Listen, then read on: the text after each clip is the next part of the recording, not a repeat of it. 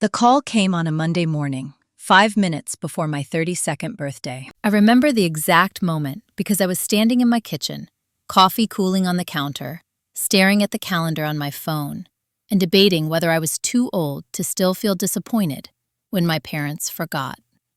Again, my name is Lauren Whitmore. I was born and raised in Northern Virginia, the eldest of three, the reliable one. The one who learned early that love in my family came with conditions. I had a decent life by most standards. A stable job as an operations manager at a mid-sized logistics company. A townhouse I bought on my own. No drama, no scandals, just a quiet, self-built adulthood. That morning, my phone rang. The screen showed my mother's name. I hesitated before answering. Something in my chest tightened, the way it always did when she called without texting first. "Hi, Mom," I said. She didn't say, "Happy birthday." Instead, she sighed, long and heavy, like I had already disappointed her. "We need to talk about something important," she said. "It's about the house." The house. Two words that had ruled my family for years. My grandmother's house in the Clane. A large, old colonial with white columns and a long gravel driveway. I grew up spending every summer there. My grandmother, Margaret Whitmore, practically raised me while my parents worked. She taught me how to read contracts, how to keep my voice steady, how to never sign anything without understanding it. When she died 4 years ago, my parents told us everything was simple. The house would stay in the family. No rush, no drama. That should have been my first warning. "What about the house?" I asked. My mother paused. I could hear papers shuffling on her end. "We've decided to sell it," she said. "Your father and I already accepted an offer." My stomach dropped. "You sold Grandma's house?" I said slowly. "When?" "Last week," she replied. "It was a good offer. Cash. Quick close." I leaned against the counter, gripping the edge. "You didn't tell me," I said. "Well," she said carefully, "we didn't think you'd want to be involved." There it was, that familiar phrasing, the way decisions were always made around me, never with me. "I'm one of the beneficiaries," I said. "Am I not?" Another pause, longer this time. "That's actually what we need to discuss," she said. The will was more complicated than we realized. I closed my eyes. "What does that mean?" I asked. "It means," she said, lowering her voice, "that your brother needs the money more right now." My brother Evan was 28, charming, unstable, chronically supported. He had quit another job 2 months earlier and moved back in with my parents. "And me?" I asked. "You're doing fine, Lauren," she said quickly. "You're independent. You don't need this like he does." I didn't argue. I didn't raise my voice. I had learned long ago that explanations were wasted on people who had already decided your role. "So how much did you sell it for?" I asked. She named a number that made my throat go dry. "And how much am I receiving?" I asked. Another pause. "We were hoping you'd understand," she said. "It wouldn't be right to divide it equally." There it was. Clear. Final. I felt something shift inside me. Not anger, not sadness. Clarity. "I need to see the will," I said. My mother exhaled sharply. "That won't be necessary." "Yes, it will," I replied. "Email me a copy." She didn't respond right away. When she did, her tone had changed. "You're being difficult," she said. "This is exactly why we didn't want to bring you into it." I smiled, though she couldn't see it. "I'll wait for the document," I said. "Happy birthday to me, I guess." I hung up before she could answer. 10 minutes later, my father texted, "Let's not turn this into something ugly." I stared at the message for a long time. Something ugly. That phrase had been used my entire life to keep me quiet, to keep me compliant, to remind me that peace in this family depended on my silence. I walked into my home office, opened my laptop, and searched for the attorney whose name my grandmother had mentioned years ago, almost casually, over tea. "If anything ever feels off," she had told me, tapping the side of her cup, "call Daniel Rosner. He doesn't like bullies." I hadn't thought about that conversation in years. I dialed the number. By the end of the day, I would learn 2 things. First, that my grandmother's will had been very clear. And second, that my parents had known exactly what they were doing when they sold that house without telling me. The betrayal didn't come with shouting or slammed doors. It came with paperwork. And once I saw it, there was no going back. Because this wasn't about money. It was about being erased. And I was done letting that happen. Daniel Rosner didn't ask me how I was doing. He didn't offer sympathy. He didn't soften his voice when I told him my grandmother's house had been sold without my knowledge. He asked one question. "Do you have a copy of the will?" "No," I said. "My mother says I don't need one." There was a pause on the line. Not hesitation. Calculation. "Then you absolutely need one," he replied. "And the fact that you were told otherwise is concerning." He asked me to email him my grandmother's full name, date of death, and the county where the estate had been probated. I did it immediately, hands steady, mind racing. While he worked, I went back to my kitchen and stared at the coffee I hadn't touched. My phone buzzed again. A message from Evan. "Mom says you're upset. You didn't have to get lawyers involved." I didn't respond. I had spent my entire childhood smoothing things over for Evan, explaining him, protecting him from consequences. I wasn't doing that anymore. An hour later, Daniel called back. "I have the will," he said. Something in his tone made me sit down. "And?" I asked. "It's not complicated," he said. "It's explicit." He read the relevant section, slowly, clearly, like someone who knew the importance of hearing truth without distortion. The house was to be sold upon my grandmother's death. The proceeds were to be divided equally among her 3 grandchildren. Not my parents, not conditional, not discretionary. Equal shares. My hands curled into fists. She was very clear, Daniel continued. She even added a clause stating that no single beneficiary's need should override fairness. That sounded exactly like her. "So where does my parents' authority come from?" I asked. "They were named temporary executors for administrative purposes only," he replied. "They had no right to alter distributions. None." I felt a tight, almost clinical calm settle over me. "They already sold it," I said. "Cash offer, closed last week." "I see the deed transfer," Daniel said. "And I see the proceeds." He paused. "They did not distribute them as instructed." I exhaled slowly. "What did they do?" I asked. "The majority of the funds were transferred into a joint account belonging to your parents," he said. "From there, large amounts were moved to your brother." I closed my eyes. This wasn't favoritism anymore. This was theft. "Did they think I'd never check?" I asked. "Yes," he said simply.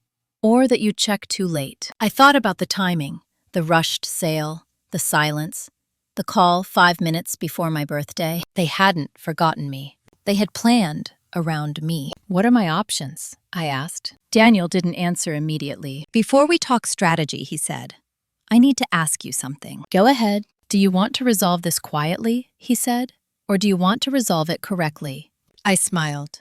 A real one this time. "Correctly," I said. "Good," he replied. "Then the first step is freezing what's left." Within the hour, Daniel had filed an emergency motion to halt further transfers. Notices went out to the banks. The account my parents had used was flagged.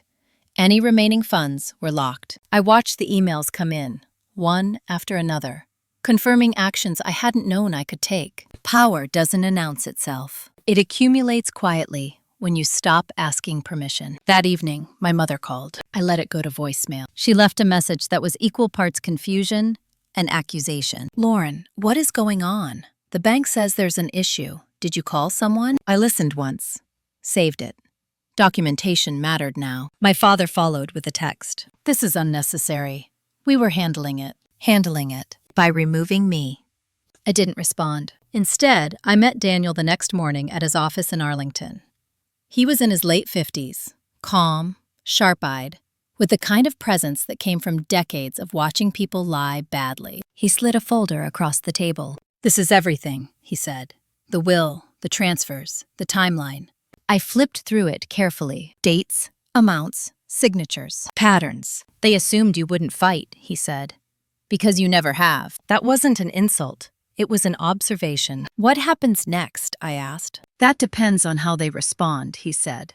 "If they cooperate, we can settle. If they don't, we escalate." "And Evan?" I asked. Daniel's mouth tightened slightly. "He's a recipient," he said, "not a decision maker. But he benefited." I nodded. That was enough. When I left his office, my phone buzzed nonstop. Calls, texts, messages from numbers I hadn't seen in years. My aunt, my cousin, a family friend. They all said some version of the same thing. "Why are you doing this? You're tearing the family apart.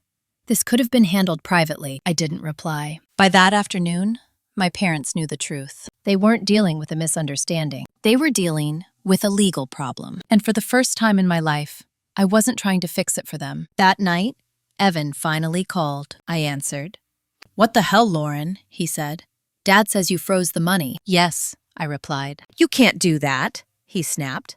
"That's my rent, my car payment." "It was never yours," I said calmly. There was silence on the line. "Grandma would have wanted to help me," he said finally. "She wanted to be fair," I replied. "Those are not the same thing." "You always do this," he said bitterly. "You make things legal instead of human." I almost laughed. "No," I said.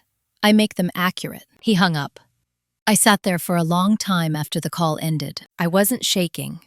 I wasn't crying. I was finally seeing the pattern clearly. Every time I stayed quiet, someone else benefited. Every time I spoke up, I was told I was difficult. This time, I had chosen documentation over approval. And I knew, deep down, that my parents wouldn't back down quietly. They had already crossed a line they couldn't uncross. The question wasn't whether they would fight. It was how far they were willing to go to avoid admitting what they'd done, and how prepared I was to let them face it. My parents asked for a meeting 2 days later. Not through Daniel, not through email. My father showed up the way he always did when things weren't going his way, at my front door. I saw his car from. I didn't open the door right away. I stood there, keys still in my hand, listening to the knock echo through the hallway. It wasn't aggressive. It was measured, controlled. The kind of knock meant to signal reasonableness. When I finally opened it, my father didn't say hello. "We need to talk," he said, already stepping inside like this was still his house. I closed the door behind them, slowly. My mother looked around my living room like she was taking inventory. Clean, quiet, put together. It unsettled her. I could tell by the way her lips pressed into a thin line. "This didn't have to get this far," she said, sitting down without being invited. "You embarrassed us." I didn't sit. "You sold Grandma's house without telling me," I said. "This is exactly as far as it needed to go." My father sighed heavily, rubbing his temples. "You're overreacting," he said. "We were going to tell you." "When?" I asked. He didn't answer. "That money was for Evan," my mother said sharply. "He's struggling, you know that." I nodded once. "Yes," I said. "He's been struggling for 10 years. "That's not fair," she snapped. "It's accurate," I replied. My father stood, pacing now. "You don't understand how hard this has been for us," he said. "Managing everything after your grandmother died. The pressure, the expectations." "The expectation was to follow the will," I said. He stopped pacing and looked at me directly. "You don't need the money," he said. "You're stable. You have a good job, a house. Evan doesn't." There it was again. The argument that had defined my place in this family since I was a teenager. Competence as disqualification. "I didn't earn less because I deserved less," I said quietly. "I earned more because I worked for it." My mother scoffed. "So now you're punishing us for helping your brother?" she said. "What kind of daughter does that?" I felt something settle in my chest. The old version of me would have defended myself, explained, softened the edges so no one felt uncomfortable. That version of me was gone. "I'm enforcing the will," I said. "Nothing more." My father's voice dropped. "If you continue this," he said, "there will be consequences." I raised an eyebrow. "Like what?" I asked. He hesitated. "Just a fraction." "Family consequences," he said. "You'll be cut off." I almost laughed. "From what?" I asked. "You already took what was mine." The room went quiet. My mother stood abruptly. "You've always been resentful," she said. "Ever since you were little. This is just you getting back at us." I looked at her carefully. "No," I said. "This is me stopping you." She stared at me like I had spoken a foreign language. My father reached into his jacket and pulled out a folder. "We spoke to a lawyer," he said. "He says you don't have as much leverage as you think." I didn't move. "Really?" I said. "Yes," he continued. "If this goes to court, it will be ugly. Public. Your grandmother's name will be dragged through it. Do you want that?" I held his gaze. "You already dragged her name through it when you ignored her wishes," I said. He slammed the folder down on my coffee table. "You think this makes you righteous?" he snapped. "You're tearing this family apart over money." "No," I said calmly. "You did that when you decided I didn't matter." That was when Evan walked in. I hadn't heard the door open. He must have followed them inside while we were talking. He looked thinner than the last time I'd seen him. Tired.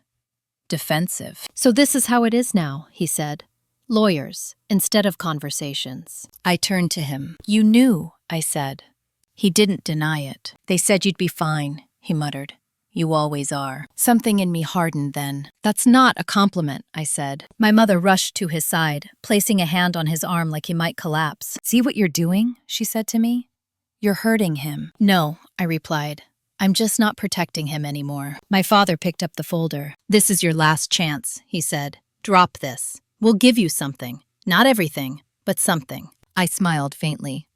"A settlement offer?" I asked. "Already?" His eyes narrowed. "You're not as smart as you think you are," he said. I walked to the door and opened it. "The next communication goes through my attorney," I said.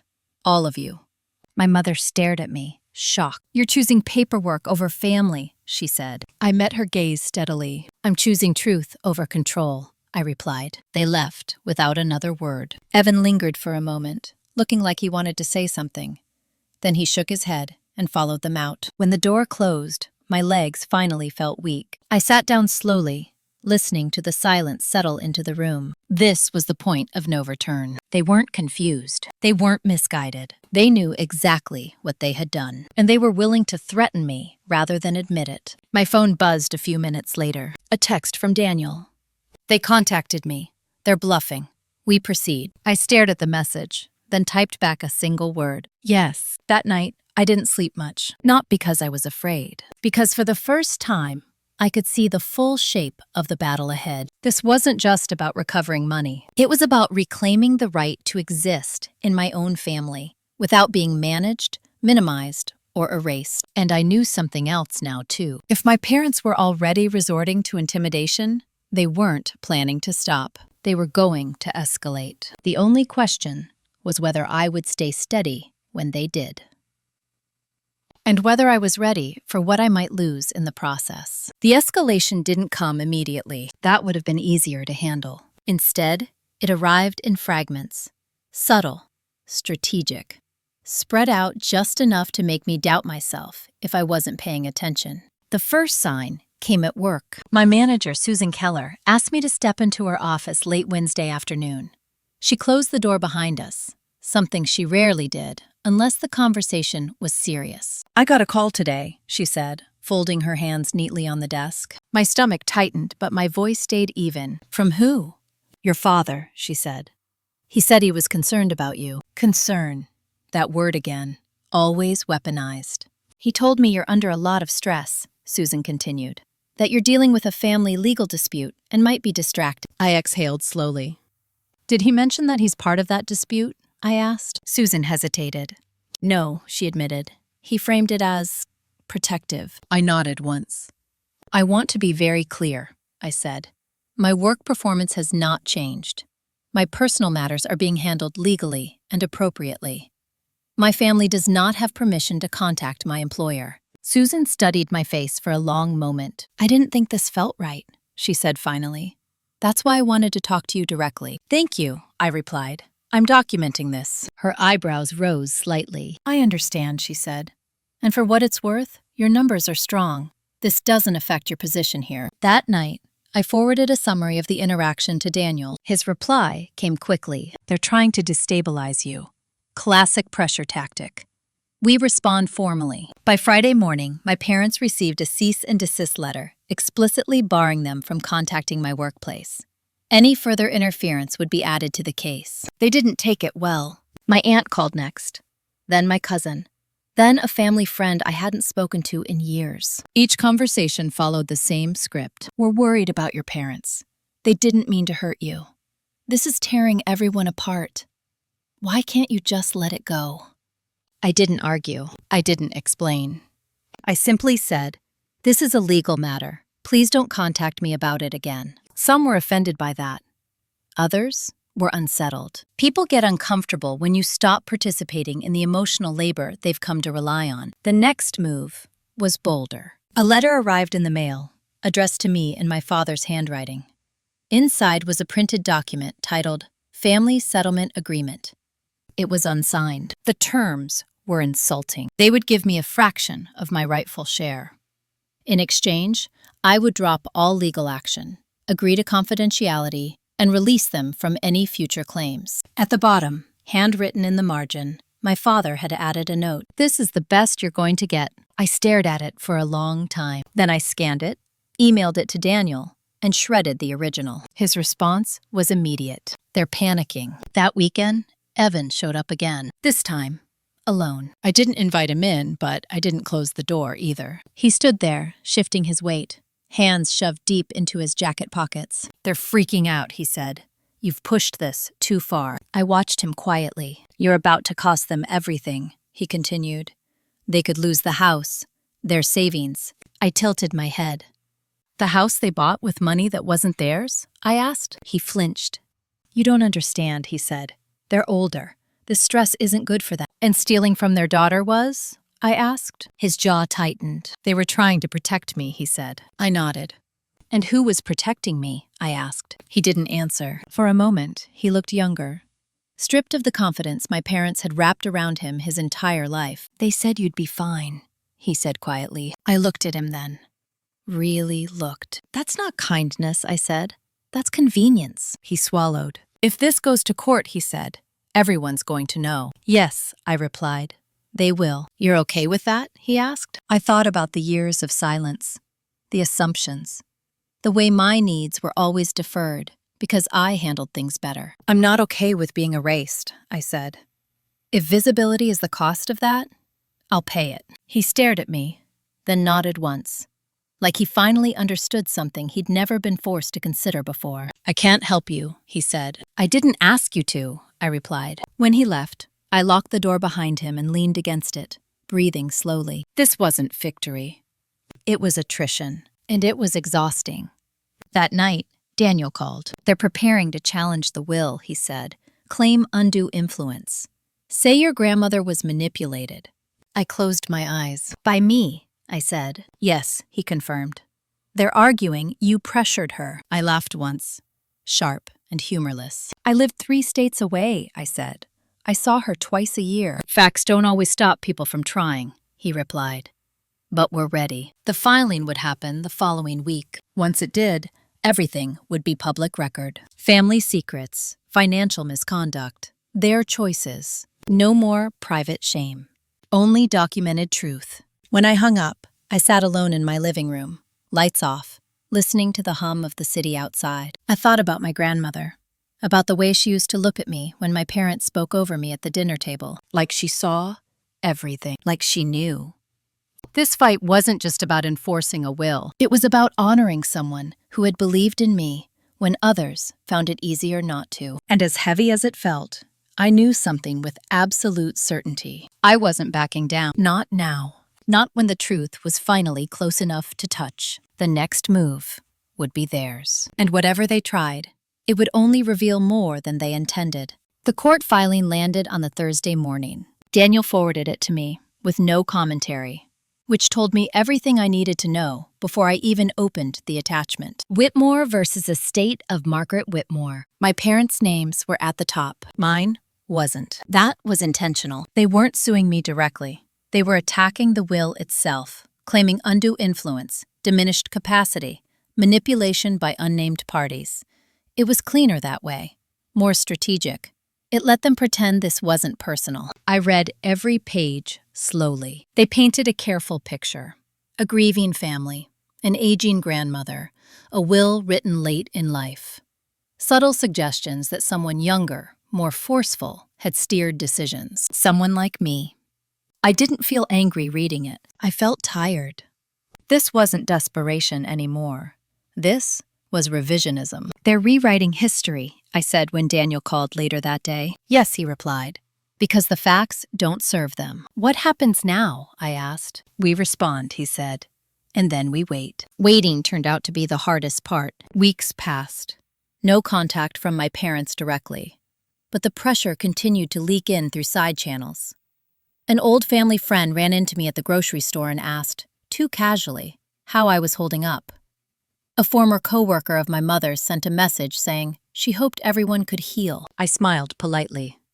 I said nothing. Silence became my shield. At work, things intensified in a different way. The senior leadership team announced an internal restructuring. New roles, new responsibilities, opportunities that would require focus and visibility. Normally, this would have excited me. Instead, I felt the weight of being watched. Susan pulled me aside again one afternoon. "I just want to check in," she said. "There's a lot going on. If you need flexibility." "I don't," I said gently. "I'm steady." She nodded, but her eyes searched my face. "Are you sure?" "Yes," I said. "And I want to stay on track for the director review." That surprised her. "Given everything, I assumed you might want to wait." "I've waited enough," I replied. Something shifted in her expression. Respect, maybe. Or recognition. "All right," she said.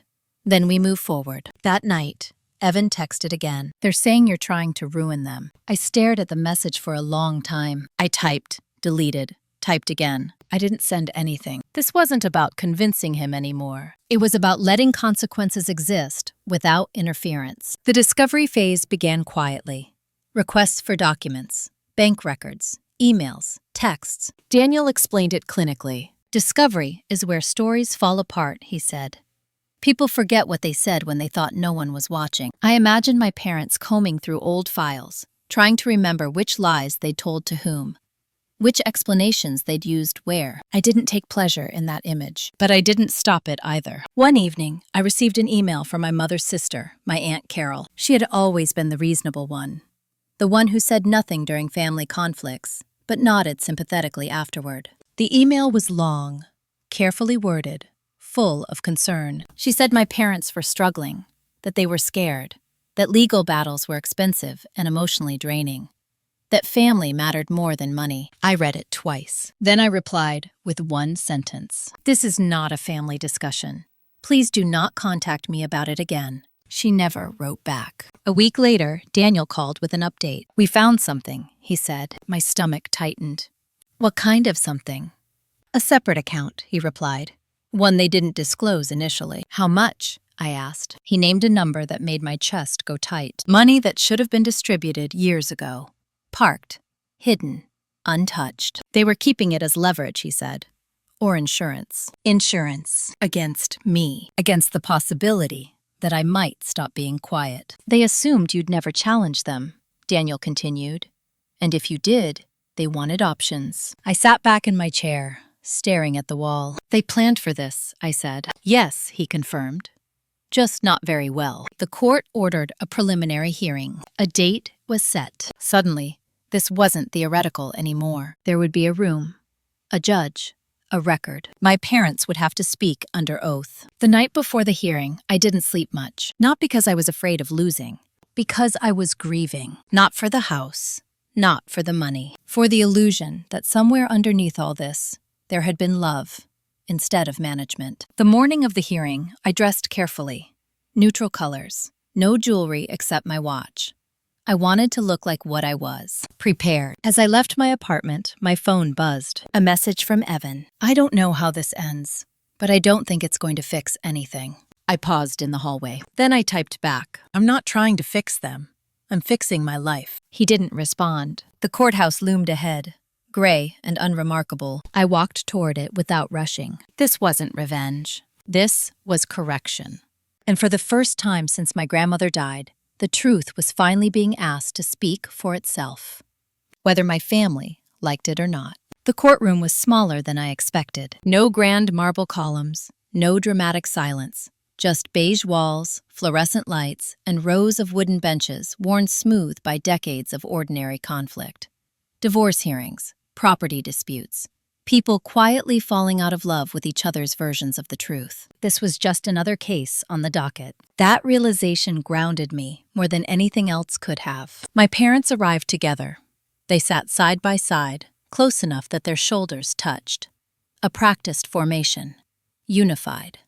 My mother clutched her purse like it was armor.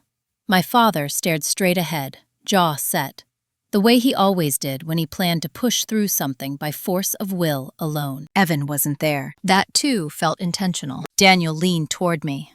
"Remember," he said quietly, "you don't react, you observe." I nodded. The judge entered. Formalities followed. Then my parents' attorney stood.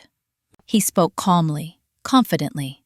He described my grandmother as frail in her later years, suggested she had been isolated, implied she had been influenced by someone with strong opinions and frequent contact, someone like me. I didn't move. I watched my mother nod subtly as he spoke, like the words were affirmations she needed to hear aloud. Then, my father took the stand. He was sworn in, sat stiffly, hands folded. Their attorney began gently. "Mr. Whitmore," he said, "can you describe your mother's mental state in the final years of her life?" My father cleared his throat. "She was confused," he said, "forgetful." Daniel didn't react. Neither did I. "And did she rely on others to manage her affairs?" the attorney asked. "Yes," my father said quickly. "We helped her." "Helped her how?" "With finances, appointments, decisions." I watched carefully now. "And did she express concerns about Lauren?" the attorney asked. My father hesitated. "She worried Lauren was too rigid," he said. "Too focused on fairness, not compassionate enough." I almost smiled. Compassion. That word again. When it was Daniel's turn to cross-examine, he stood slowly, unhurried, like he had all the time in the world. "Mr. Whitmore," he said, "how often did your daughter Lauren visit her grandmother in the last 5 years of her life?" My father frowned. "Maybe twice a year?" "And how often did you see your mother during that same period?" Daniel asked. My father shifted in his seat. "Weekly," he said. Daniel nodded. "So you had significantly more access to her than Lauren," he said. "Yes." "And yet," Daniel continued, "you're suggesting Lauren exerted undue influence over someone she saw infrequently, while you, who saw her weekly and managed her finances, did not." My father opened his mouth, then closed it. "I'm saying she had an effect on her thinking," he said finally. Daniel smiled faintly. "Let's talk about that," he said. "Are you aware that your mother consulted an independent attorney to draft her will?" "Yes," my father said, more cautiously now. "And were you present for those meetings?" "No." "Were you listed as a beneficiary?" "No." "Were you ever given authority to alter the will?" "No." Daniel let the silence sit. Then he asked, "Did you know your mother included a clause explicitly stating that perceived need should not override equal distribution?" My father looked at the judge. "I don't recall," he said. Daniel didn't correct him. He moved on. My mother's testimony was worse. She spoke emotionally, about stress, about grief, about trying to hold the family together. She cried at the right moments. But when Daniel asked her why the house had been sold without notifying all beneficiaries, her answers became vague. "We thought it would be easier," she said. "Easier for whom?" Daniel asked. "For everyone," she replied. "And yet," Daniel said calmly, "you transferred the majority of the proceeds into your personal account, not a trust account. Can you explain that?" She glanced at her attorney. "We were planning to distribute it later," she said. "When?" Daniel asked. She hesitated. "When things settled." Daniel nodded. "And if Lauren had not discovered the sale, when would she have been informed?" My mother's lips pressed together. "I don't know," she said. That answer hung in the air. The judge's pen paused. That was the moment. Not explosive, not dramatic, but irreversible. By the time the hearing ended, the tone had shifted. Subtly, but unmistakably, the judge ordered full financial disclosures and set a date for trial. He also issued a warning about fiduciary responsibility and potential consequences for mismanagement of estate assets. My parents didn't look at me as we left. Outside, my father finally spoke. "This didn't have to happen," he said. I stopped walking. "It already did," I replied. My mother looked at me then. Really looked. "You've changed," she said. "Yes," I answered. I had to. They drove away, without another word. Daniel turned to me. "They overplayed their hand," he said. "Now, we have leverage." I nodded. But leverage wasn't what I felt. I felt something colder. Certainty. They hadn't just underestimated me. They had underestimated the record, the documents, the timelines, the things that don't bend to emotion. That night, I received an email from Daniel. Subject line, "New evidence." They had found emails, old ones, messages my parents had exchanged years earlier, discussing how to handle the inheritance, how to manage expectations, how Lauren would be fine. I stared at the screen. They hadn't just reacted to opportunity. They had planned exclusion. The trial date was set for 6 weeks out. 6 weeks for them to panic. 6 weeks for them to bargain. 6 weeks for the truth to finish assembling itself into something undeniable. I turned off my phone and sat in the dark. The quiet felt different now. Not heavy, focused. This was no longer about proving I was right. It was about watching what people do when the story they've told themselves for years starts collapsing. And knowing that soon, very soon, they would have to choose between admitting what they'd done or losing far more than money. The next move would reveal everything. The first offer came 4 days after the hearing. Daniel forwarded it with a single line in the email body. They want to settle. Attached was a proposed agreement from my parents' attorney. Polite, neutral, carefully worded to sound reasonable to anyone who didn't know the full story. They would release my share of the house proceeds. Not all of it. Most of it. Minus administrative costs they couldn't quite explain. In return, I would drop all claims, agree to confidentiality, and acknowledge no wrongdoing. No admission, no accountability, just silence. Purchased retroactively. Daniel called me 10 minutes later. They're trying to stop the bleeding, he said. This is them realizing the judge is not sympathetic. What do you recommend? I asked. That you don't respond yet, he said. Let them sweat. I did. A week passed. The second offer arrived. Improved, but still insulting. Full payment of my share, this time. But still no admission. Still a gag clause. Still language that framed the situation as a misunderstanding. They wanted closure without consequence. I imagined my parents at the kitchen table, rewriting versions of reality that allowed them to sleep at night. Versions where they were generous, misunderstood, betrayed by an ungrateful daughter. I declined again, through Daniel, without commentary. That was when the calls started. Not to me, to everyone else. My aunt reached out again. So did a former neighbor of my grandmother's, a church friend of my mother's, whom I had met exactly once. The message was always the same.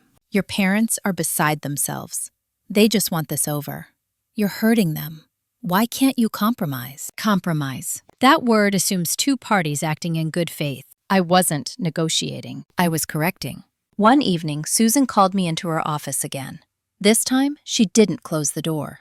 I want you to know, she said, that whatever's happening outside this building, your work here has been exceptional. I thanked her. We're finalizing the director promotion, she continued, and I want you on that short list. I felt something loosen in my chest, not because of the promotion, because no one here knew me as difficult, or cold, or ungrateful. They knew me as competent. That night, Evan showed up again. I almost didn't open the door, but something told me this would be the last time. He looked worse than before, tired, hollowed out. They're going to lose everything, he said, without preamble. I leaned against the doorframe. They already lost my trust, I replied. They'll have to sell the house, he continued. The one we grew up in. The one they bought with stolen money, I said calmly. He flinched. You don't have to do this, he said. You've made your point. I shook my head. No, I said. I've made my boundary. He looked at me like he wanted to say something else. Something real. Instead, he said, they said if you drop this, they'll forgive you. I laughed once. Quietly. That tells me everything, I said. He stared at the floor. I don't know where I fit in this, he admitted. For once, I said gently. Neither do I. He left without another word. 2 days later, Daniel called with urgency in his voice. They made a mistake, he said. What kind? They tried to move money again, he replied. After the freeze. My stomach dropped. That's illegal, I said. Yes, he confirmed. And documented. That single action changed everything. What had been a civil dispute now carried the scent of willful misconduct. Daniel filed immediately. The court responded faster than before. Sanctions were discussed. Penalties. Personal liability. The third settlement offer arrived that same evening. This one was different. No confidentiality clause. No language minimizing wrongdoing. Full payment, plus interest, plus legal fees, plus an apology letter to be filed with the court. I read it twice. What do you think? Daniel asked. I think they're scared, I said. They are, he replied. and this is the last chance they'll get. I looked out my window at the city lights, steady and indifferent. What happens if I say no? I asked. He didn't hesitate. They go to trial, he said, and they lose more than money. I closed my eyes. For the first time, I considered what victory would actually look like. Not the numbers, not the headlines, the finality. I didn't respond that night. I slept on it. In the morning, I called Daniel. We proceed, I said. There was a pause. Are you sure? He asked. Yes, I replied. They don't get to buy their way out of the truth. The trial date loomed closer, and with it, the moment where everything they had hidden, justified, and reframed would be laid out in plain language. For a judge, for a record, for anyone who ever wondered why I stopped speaking to my family. They had one chance left to do the right thing, and I already knew they wouldn't take it. The trial didn't begin with drama. It began with a delay, a procedural hiccup, a late filing, 10 minutes of people shuffling papers while the judge reviewed something silently at the bench. The room buzzed with low conversation, the sound of other cases being called, other lives being dismantled a few feet away. I sat still. Daniel leaned over once. This happens, he murmured. Nothing to worry about. I nodded, eyes forward. Then the judge looked up. Before we proceed, he said, the court has received supplemental documentation submitted last night. My father's attorney stiffened. The judge continued. Emails, bank records, a timeline prepared by a forensic accountant. He paused, scanning the room. These documents raised serious concerns. My mother's face drained of color. I didn't move. The documents weren't new to me. Daniel had walked me through them the night before. A neat, devastating sequence of decisions. Conversations reduced to dates and phrases. Transfers logged to the minute. What I hadn't anticipated was how quickly the room would understand. The judge ordered the emails entered into the record. My parents' attorney objected. Weakly.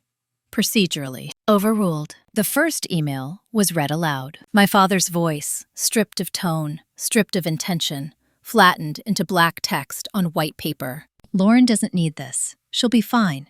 We'll handle it. The second email followed. If she asks, we'll explain later. Better to do it now than risk Evan losing everything. The judge looked up. Explain later? He asked. Silence.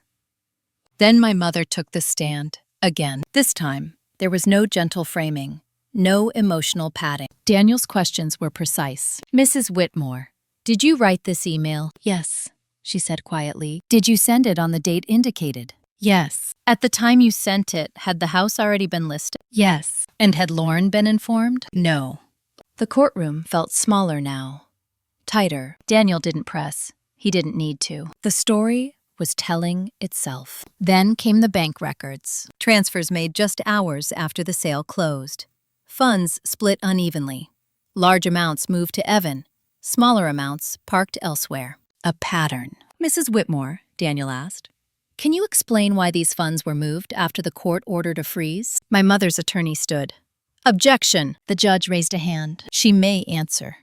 My mother looked at my father, then back at the judge. We were under a lot of stress, she said. We thought. That wasn't the question, Daniel said calmly. Why were the funds moved? She swallowed. We didn't think it would matter, she said. The judge set his pen down. It matters, he said. Very much. That was the moment the room changed. Not emotionally. Legally. What had been a dispute was now misconduct. The court recessed for lunch. Outside, reporters had gathered. Not many, but enough. A local legal blogger. A business reporter.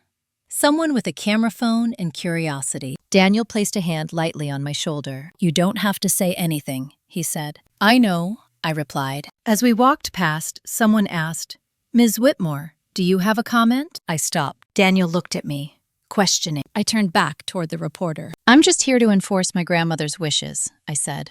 That's all. Then I kept walking. Inside, my phone buzzed. A message from Susan. Saw the article draft circulating. If you need anything, we've got you. Another from a colleague. You okay? Proud of you. I turned the phone off. The afternoon session was shorter. The judge issued a preliminary ruling from the bench. My parents were ordered to return the full amount owed to me, with interest. Legal fees assessed against them personally. A separate hearing scheduled to determine sanctions for violation of the court order. They did not look at me. When the gavel fell, it didn't feel like victory. It felt like air returning to a room that had been sealed for years. Outside the courthouse, Daniel exhaled deeply. "They're done," he said. "Whatever they tell themselves after this, the record is clear." I nodded. "What happens now?" I asked. "They'll appeal," he said. "They always do. But this," he gestured back at the building, "this doesn't go away."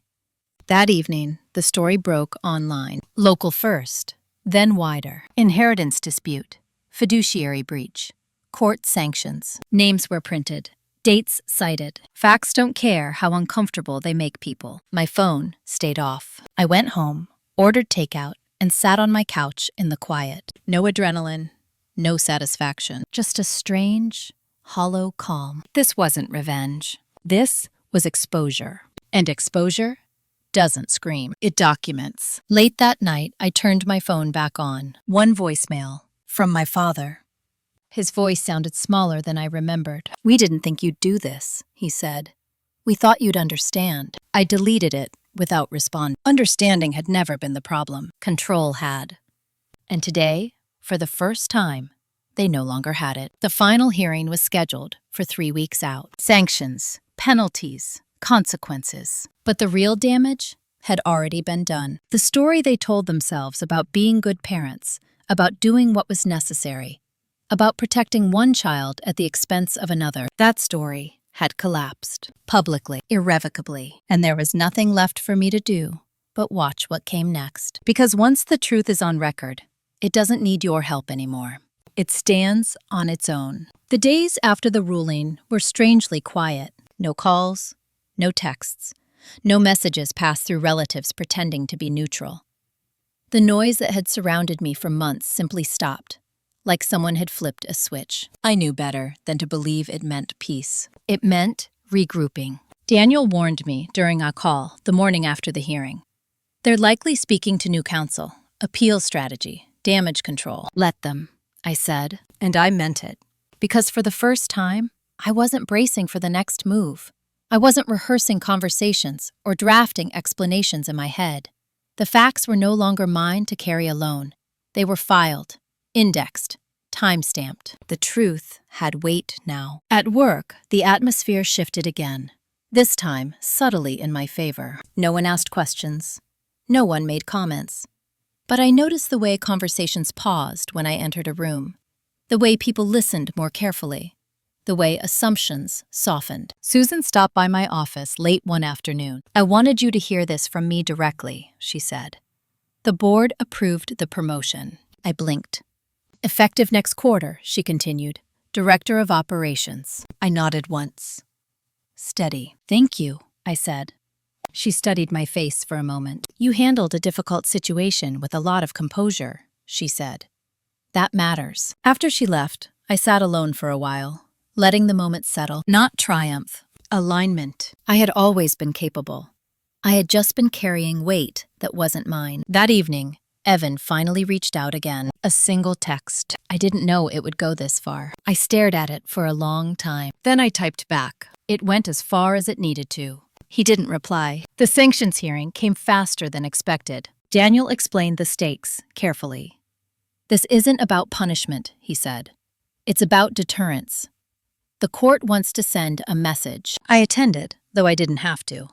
I wanted to hear it. The judge was concise, direct. He cited breach of fiduciary duty, willful violation of court orders, failure to disclose assets. My parents were ordered to pay additional penalties, to reimburse costs, to submit to oversight for any remaining estate matters. And then came the line that landed hardest. "Trust," the judge said, "is not a suggestion.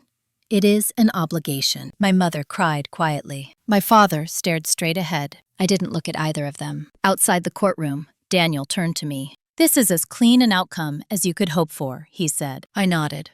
"What about the appeal?" I asked. "They can file," he said, "but it won't change the record, and it won't erase what's already happened." He was right.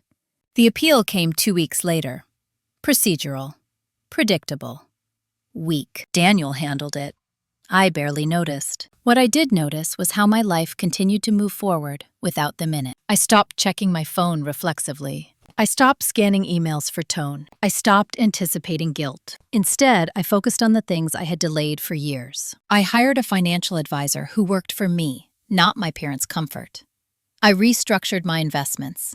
I made plans that extended beyond survival. One afternoon, I took a half day and drove out to McLean, not to the house. That chapter was closed, but to the neighborhood. I parked across the street and walked slowly, remembering summer afternoons, my grandmother's voice calling me in for iced tea, the way she always seemed to know when I needed quiet. I didn't feel sadness, I felt gratitude. She had seen the dynamic long before I named it. She had planned for the possibility that fairness would need defending, and she had trusted me to do it. That trust mattered more than any dollar amount. The last contact attempt came by mail, a handwritten letter from my mother, shorter than I expected. She wrote that she never meant to hurt me, that she hoped one day I would understand the impossible position they were in, that family was complicated. I read it once, then I folded it neatly and placed it in a drawer, not to revisit, just to acknowledge that it existed. I didn't respond, because I finally understood something that had taken me years to learn. Explanations don't heal relationships where accountability is absent. Silence does more work than argument ever could. Weeks passed, then months. The appeal was denied. The case closed. The money transferred. Clean, complete, documented. On the day the final confirmation arrived, I didn't celebrate. I went for a walk. I bought groceries. I made dinner. Normal felt like a luxury. That night, sitting alone in my living room, I realized something else. I wasn't angry anymore. Not because they deserved forgiveness, but because anger requires engagement. And I was done engaging. The revenge everyone expects in stories like this is loud, public, vindictive. That wasn't mine. Mine was quieter. I enforced boundaries. I corrected the record. I walked away without begging anyone to follow. The final chapter wasn't going to be about what they lost. It was going to be about what I kept and what I chose to build now that no one else was holding the pen. When the case officially closed, nothing dramatic happened. No phone call, no confrontation, no moment where everything suddenly felt different. The email from Daniel was short, clinical. Appeal denied, funds confirmed, file closed. That was it. I stared at the screen for a long time, waiting for some emotional wave to hit me. Relief, anger, satisfaction. None came. What arrived instead was space. Mental space. Emotional space. Time that wasn't already allocated to managing someone else's expectations. For the first time in my adult life, there was no background noise. I hadn't realized how constant it had been. The low-level vigilance, the quiet calculations, the way every decision passed through an invisible filter. How will this be received? Without that filter, my days felt strangely empty at first. Then slowly, deliberately, they filled. I started the new role at work in early spring. Director of Operations came with meetings I used to sit in quietly, listening while others spoke over me. Now, people waited for my input, asked for my assessment, adjusted plans based on what I said. No one questioned my authority. No one asked me to soften my tone. I noticed how natural it felt to be taken seriously when no one had a personal stake in diminishing me. That realization stayed with me. One afternoon, I was reviewing budgets when a junior manager knocked on my door. She looked nervous, clutching a folder like a shield. "I just wanted to check," she said. "Is it okay if I say no to this request? They're asking for more resources, but it doesn't make sense." I looked at her carefully. "Do you have data?" I asked. "Yes." "Then yes," I said. "You can say no." She exhaled, relief flooding her face. Watching her leave, I understood something quietly important. I wasn't just reclaiming my own voice. I was modeling what it looked like to use it without apology. Outside of work, my relationship shifted too. Some people drifted away. Those who had been comfortable when I was agreeable, flexible, endlessly understanding. They found the new version of me harder to read. Others moved closer. Friends who didn't need me to perform, who didn't expect me to absorb their stress, who were curious instead of entitled. We had dinners that lasted too long, conversations that didn't revolve around crisis or loyalty tests, silence that felt companionable instead of loaded. One night, over wine, A friend asked me something unexpected. "Do you ever feel guilty," she said, "about how things ended with your family?" I thought about it carefully before answering. "I felt guilty for years," I said. "Even when I was being mistreated. Even when I was being excluded. That guilt didn't come from love. It came from conditioning." She nodded slowly. "And now?" "Now I feel responsible," I said, "for protecting the life I built." The money settled into my accounts quietly, like it had always been meant to. No fanfare, no relief spending, no dramatic purchases. I hired a financial planner who worked independently of my parents' circle.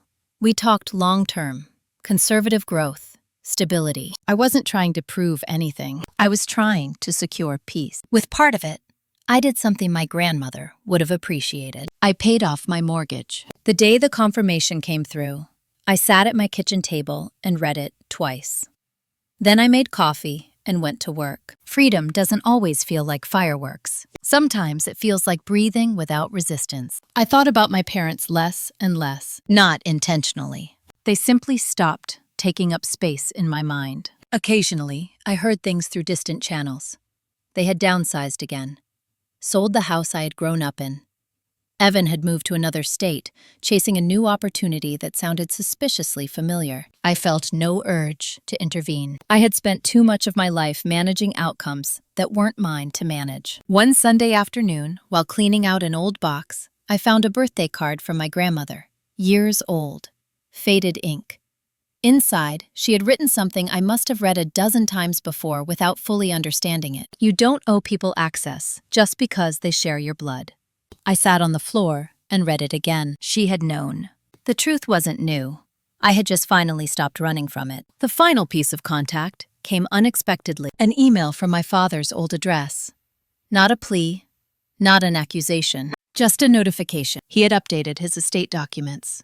I was no longer listed. I stared at the message, waiting for the sting. It didn't come. Being removed from something that was never offered freely didn't feel like loss. It felt like clarity. I closed the email and deleted it. That night, standing in my kitchen, lights low, city humming outside the window, I felt something settle fully into place. I hadn't won. I hadn't lost. I had stepped out of a system that required my silence to function, and the space that opened up afterward was mine. To fill, to protect, to live in, without apology. There were still 2 chapters left, not about them. About what comes after you choose yourself, and how you learn to trust that choice when no one is watching. Because that, I was discovering, was the real work. I didn't expect to hear from them again. That was the illusion I had let myself believe once the case closed, once the money settled, once the silence stretched long enough to feel permanent. Silence has a way of convincing you that the past has accepted its place. It hasn't. It just waits. The email arrived on a Thursday evening, buried between work updates and a grocery delivery confirmation. The sender was unfamiliar at first glance. A generic address with a law firm's name attached. I knew before opening it. Estate notice. My father had suffered a stroke. Non-fatal. Significant. Hospitalized. Prognosis uncertain. The email was formal, detached. It explained that, due to recent health changes, certain documents were being reviewed and updated. As an immediate family member, I was being notified. Not invited. Not asked. Not acknowledged. Not even named beyond Miss Whitmore. I closed my laptop and sat back on the couch, letting the information settle. This was the moment people warn you about, the one they hold over your head when you draw boundaries. What if something happens? What if it's too late? What if you regret it? I didn't feel panic. I felt evaluation. I replayed the last year carefully, not emotionally, logically. The choices I had made, the opportunities they had been given to change course, the ways they had doubled down instead. I asked myself one question. If I go now, what changes? The answer came quickly. Nothing. They wouldn't suddenly understand. They wouldn't apologize. They wouldn't see me differently. They would simply reclaim access. Access to my time, my emotional labor, my silence. And they would do it under the banner of family, the most effective cover they had ever used. My phone buzzed. A text from Evan. "Dad's in the hospital. Mom's not doing well. You should come. I stared at the words. Not, I need you. Not, I'm sorry. Not, we were wrong. You should come. An obligation, disguised as concern. I typed slowly. Is he asking for me? The reply came several minutes later. No, but it would mean a lot. To whom? I wondered. To my father, who had excluded me until exclusion failed. To my mother, who had rewritten reality rather than admit harm. To Evan, who had benefited from my erasure and only questioned it once consequences appeared. Or to the version of them who needed me to play my old role one last time. I set the phone down without responding. That night, I slept poorly. Not from guilt, from the weight of clarity. The next morning, I called Daniel. I don't need legal advice, I said.